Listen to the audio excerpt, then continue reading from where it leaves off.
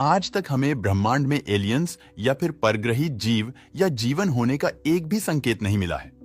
पृथ्वी की चहल पहल को छोड़ दे तो ब्रह्मांड में हर जगह बस एक सन्नाटा ही सन्नाटा दिखाई देता है। तो फिर एक सवाल हमारे सबके मन में होना चाहिए कि आखिर पृथ्वी पर ही जीवन क्यों है? ऐसी तो क्या वजह रही होगी कि पृथ्वी पर जीवन पनप पाया? दोस्तों, हम आज इस वीडियो में बहुत ही इंपॉर्टेंट संभावनाओं की बात करने वाले हैं, जो अगर नहीं होते तो पृथ्वी पर जीवन का कोई नामो निशान नहीं होता। अगर ब्रह्मांड ही ना होता तो पृथ्वी कैसे होती?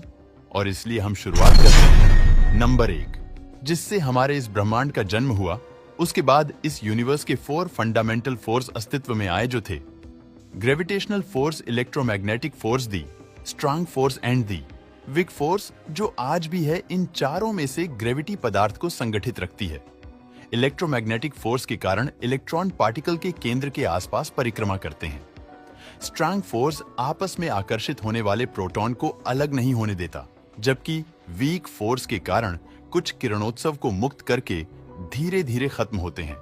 और इन चारों फोर्सेस का महत्व इस ब्रह्मांड के और उसमें जीवन के सर्जन के लिए सूक्ष्म से सूक्ष्म रूप में और बारीक से बारीक मात्रा में इतना परफेक्ट है जिसकी हम कल्पना भी नहीं कर सकते। और इस परफेक्शन में एक भी पर्सन उच्च नीच की गुंजाइश नहीं है।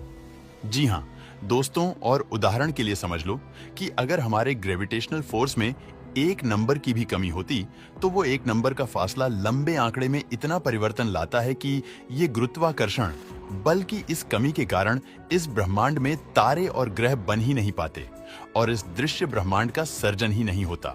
अगर स्ट्रांग फोर्स अगर कम होता तो अणु का निर्माण ना होता, और चुंबकीय फोर्स में अगर छोटी मात्रा में भी उच्च नीच होती तो प्रकाश के बेसिक पार्टिकल यानी कि फोटॉन को पैदा होने की ही कोई गुंजाइश नहीं थी।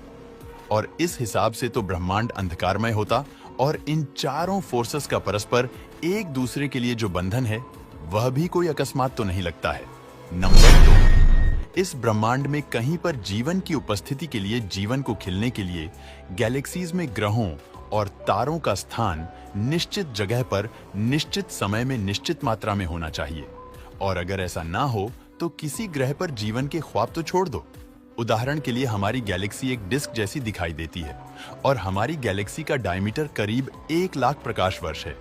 और इस गैलेक्सी के केंद्र में जो ब्लैक होल है, वहां से नापा जाए तो हमारा सूरज अपनी पृथ्वी और सभी ग्रहों को लेकर गैलेक्सी के केंद्र से करीब 27,000 प्रकाश वर्ष दूर से उसकी परिक्रमा कर रहा है।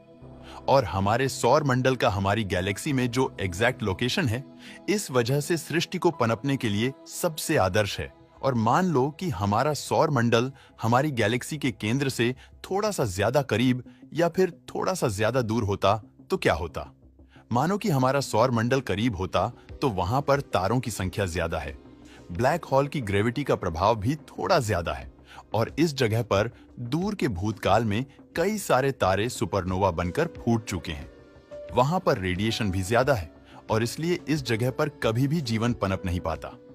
अब मान लो कि हमारा सौर मंडल गैलेक्सी के केंद्र से थोड़ा ज्यादा दूर होता तो हमारे सौर मंडल के निर्माण के वक्त पृथ्वी जैसा ग्रह ही नहीं बन पाता, क्योंकि इतनी दूर हाइड्रोजन या हीलियम के अलावा कोई और तत्व शायद ही पनप पाए। और ग्रह का प्रॉपर निर्माण होने के लिए उसकी रचना के लिए ऑक्सीजन, लोहा, सिलिकॉन, मैग्नीशियम, निकल, कैल्शियम, टाइटेनियम और कोबाल्ट जैसे तत्व भी होने चाहिए।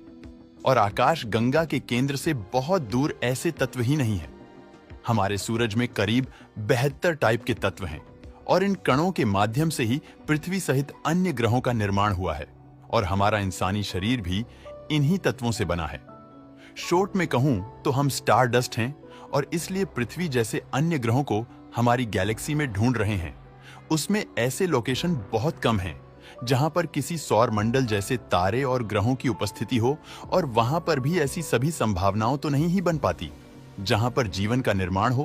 संभावना नंबर 3, किसी भी ग्रह के गर्भ में उसके टेक्टोनिक प्लेट्स के भीतर जो हलचल मची रहती है वो भी जीवन की सुरक्षा के लिए अनिवार्य है, क्योंकि ग्रह के गर्भ में जो लावा है उसके आंतरिक प्रवाह विद्युतीकरण के रूप में बहते हैं और यही करंट माइकल फेराडे के सिद्धांत के अनुसार ग्रह के चुंबकीय क्षेत्र की रचना करता है। और यह क्षेत्र उस ग्रह से आने वाले हानिकारक विकिरणों को इस ग्रह से दूर रखता है, बचाता है।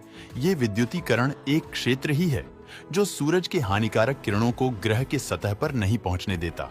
हमारे पड़ोसी ग्रह मंगल का ही उदाहरण ले तो उसका केंद्र ठंडा पड़ के नक्कर बन चुका है, जिस वजह से आज मंगल पर चुंबकीय क्षेत्र नहीं है और इसलिए सूरज के विकिरणों का मार हमेशा मंगल पर पड़ता रहता है और इस हिसाब से वहां पर वातावरण भी नहीं बन पाता।